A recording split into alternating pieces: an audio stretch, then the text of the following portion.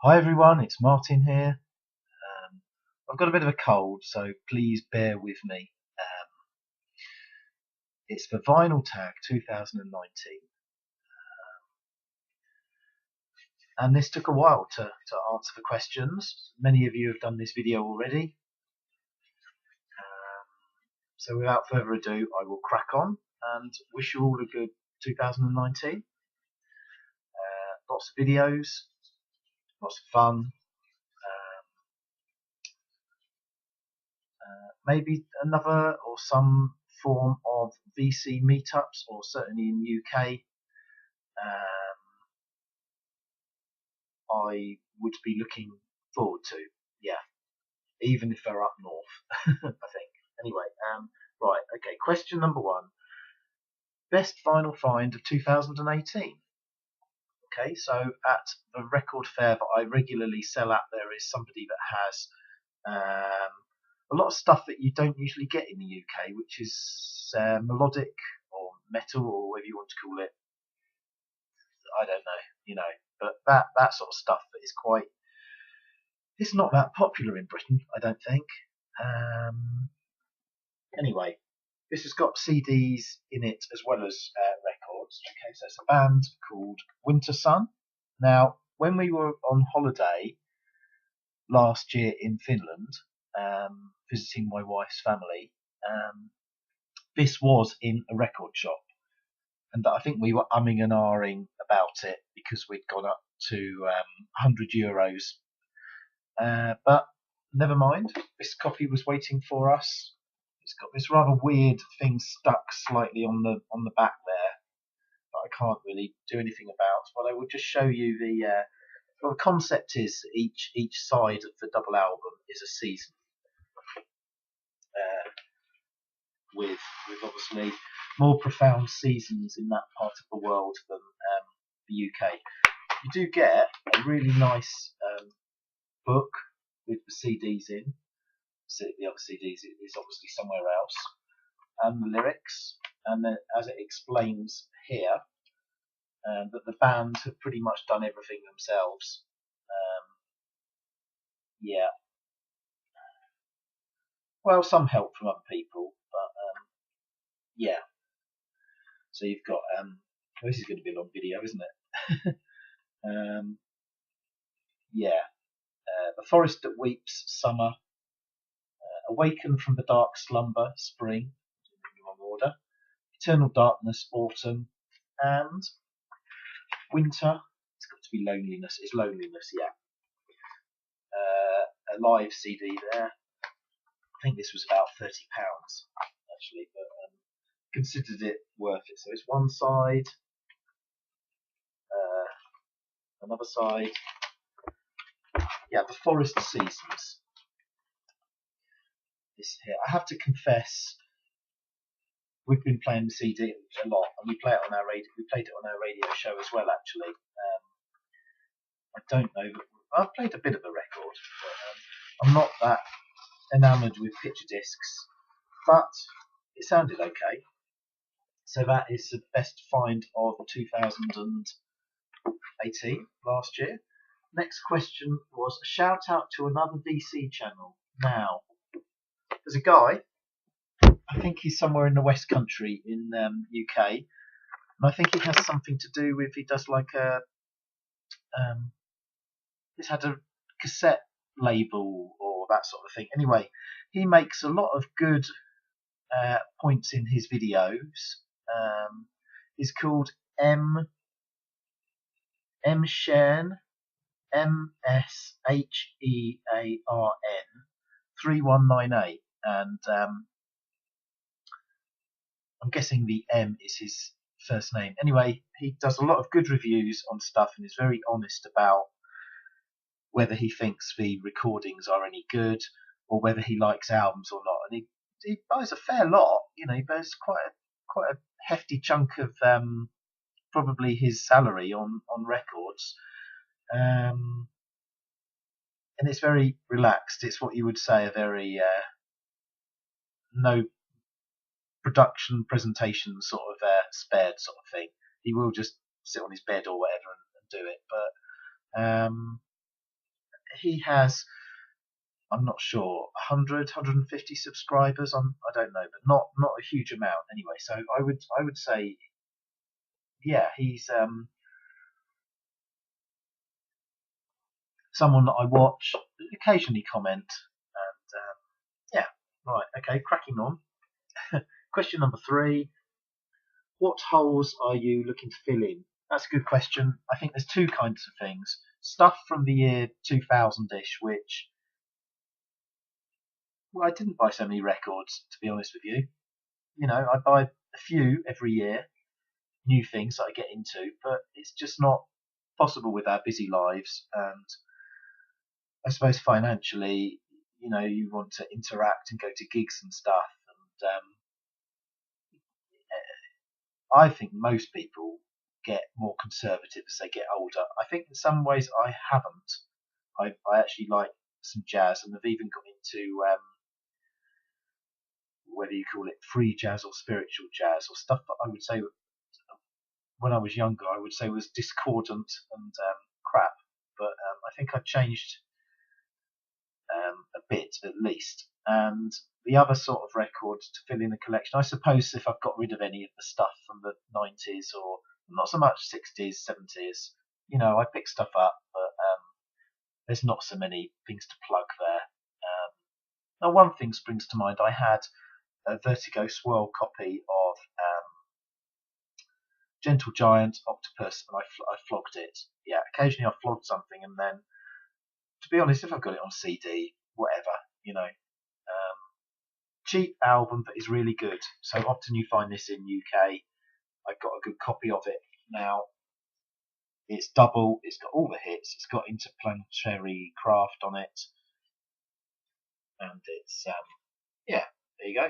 I mean, there was a A&M later single hit single vinyl came out about 1990, 91, I think. But this is better, I think, and it's EMI Hayes. I'm guessing it's 70s or 80s. Yeah, maybe 80s. I'm not sure. It's got a pretty shiny cover. Okay, so that's that. Excuse me. Okay, favourite side project album. That came from last year, and it's this. So it's two people from Nightwish, Tuomas Holopainen and Troy Dronockley, and Tuomas's wife, Johanna Kurkela, and it's brilliant. It's how would you describe it? Folk.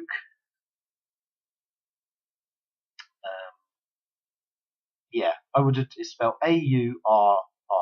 I would advise you just go and listen to one track, to be honest with you. And Nuclear Blast it's on as well, which is, you know, usually more just metal and whatnot. So there's a custom label there, and yeah, he did another album as a solo sort of thing as well about Scrooge McDuck. But I think maybe I prefer this. I think it was a pretty close thing. But this came out last year, so I'll put that back later. I want to get in a kerfuffle with that now. Like more fruit tea. Right. Okay.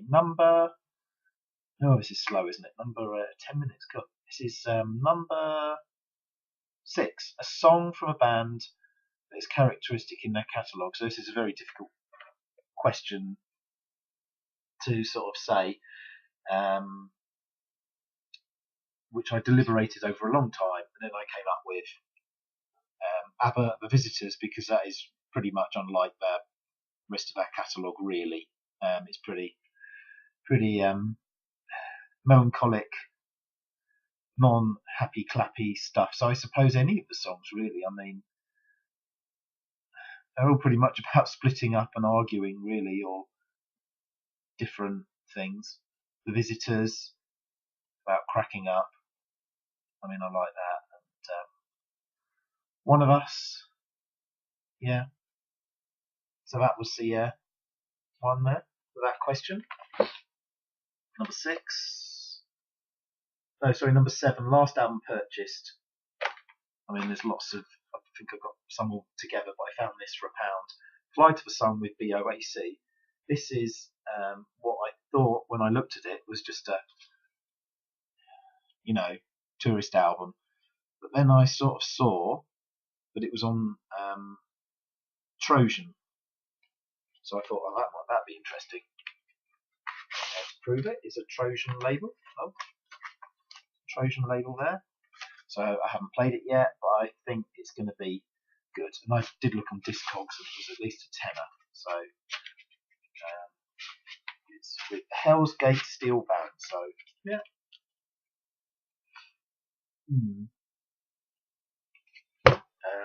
Right, we're picking up pace now. Number 7, number 8. A great album with a bad cover. The albums either side of this band's releases both have very nice covers, but this one,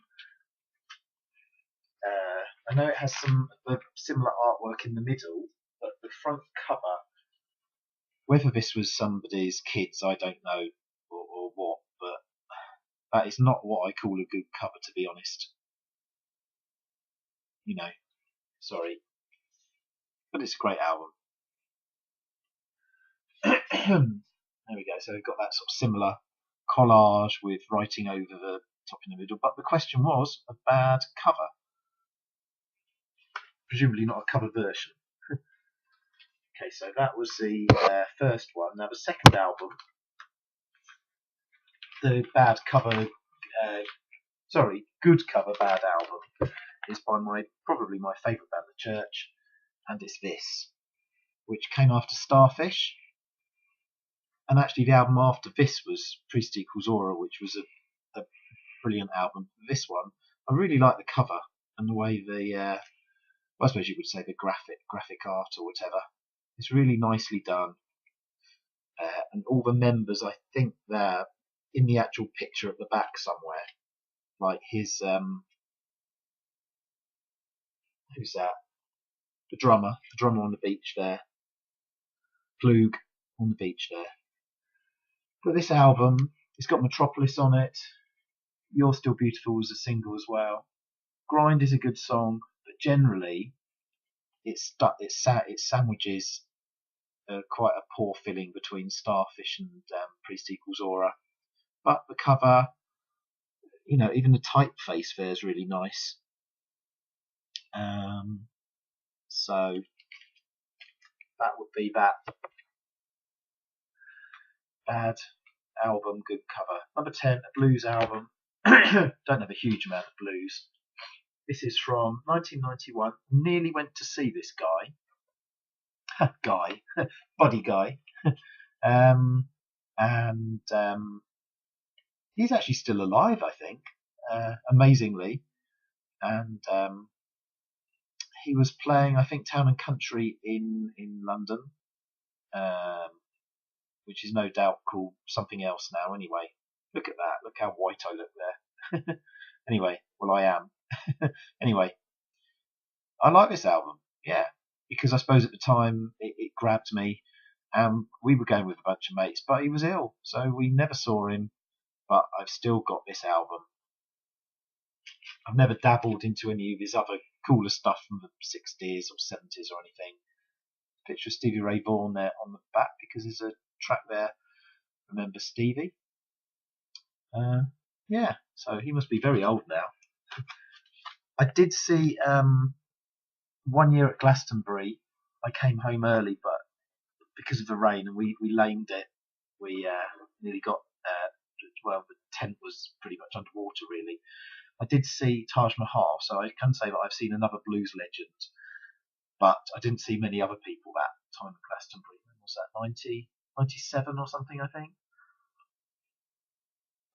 Long time ago. Yeah, right. An irritating earwig. Sorry, earworm song. This is an annoying song. I knew it was an annoying song until I came across it fairly recently in the last year, I think. And it's this. Whether you think it's comedy or satire, very clever record. It's really irritating. It's called Hello John, Got a New Motor, and it has all these little catchphrases in it, which you will remember some, I suppose. So that is my irritating record. It could have been the firm Star Trekking, I suppose, but this has got this sort of a hook that anyone would remember it, and he was a hit. So funny man, Alexei Sale, had his moments. Yep. Right. This next record could have been in the uncharacteristic in their catalogue, question number 6, but this is a historically important artist. So for me, growing up 80s, 90s, it would be Madonna. So this is very uncharacteristic in her catalogue, generally speaking. I don't think she's ever done anything that different like this now to this very day. She's dabbled back into disco, rap, dance, all that sort of stuff. She made this album, was in the film. I did go and see it, I think. Don't remember much about it really, but there's some good songs on here. So she is a historically, I'm not praising her much, am I? But this is a historically influential artist question. Madonna. It's just called I'm Breathless. It's not even, I don't think, it's inspired by, so there probably was another soundtrack to that film. Okay. Album you own because of your parents. Right, my mum had this album. I'm not even sure if she has it anymore actually, but it's this guy here called Mike Raven, and he was a DJ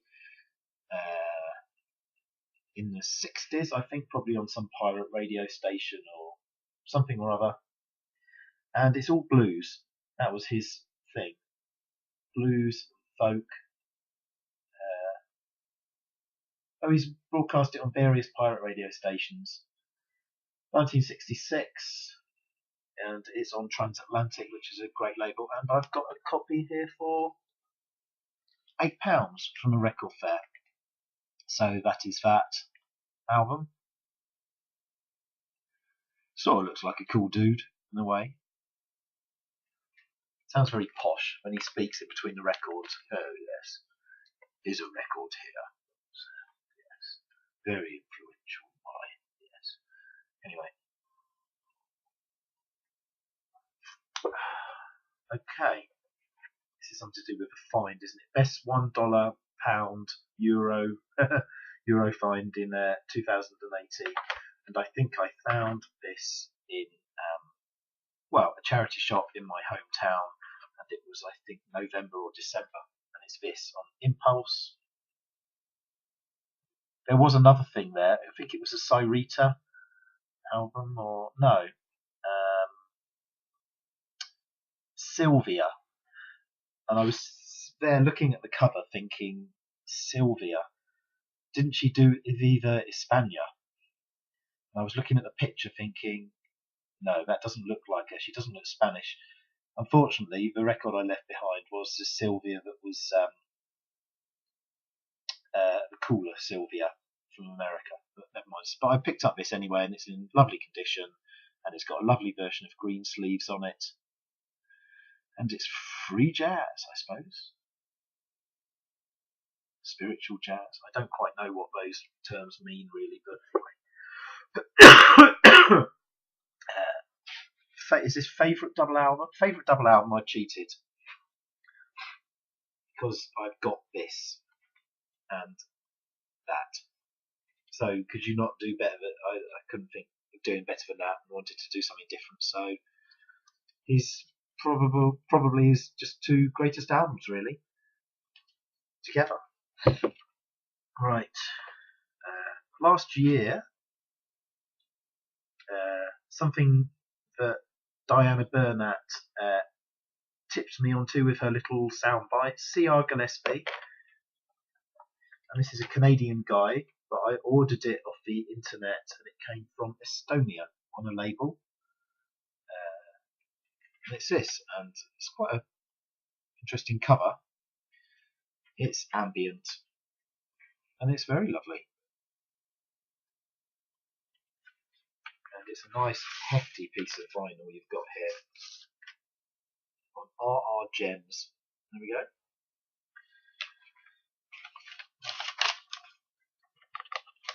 So thank you for that, Diana.